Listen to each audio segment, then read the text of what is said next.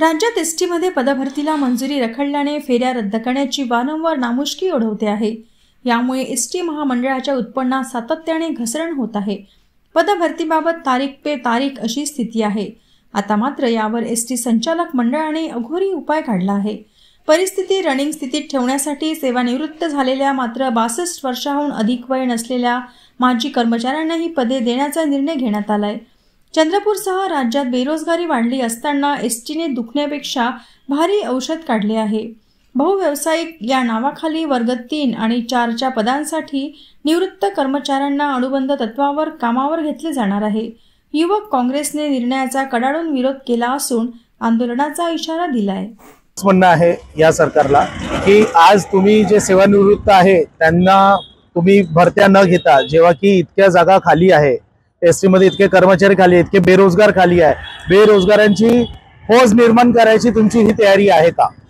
जेव्हा की एसटी मध्ये इतक्या जागा खाली असताना, युवा वर्ग तयार असताना तुम्ही प्रोसेस का चालू करत नाही आहे? तुम्ही प्रत्येक गोष्टीला विलंब का करून आले? आज जेव्हा बेरोजगार इतका, युवा वर्ग इतका खाली असताना बेरोजगारांची फौज वाढून आली आहे, दिवसेंदिवस गुन्हेगारी वाढून आली आहे।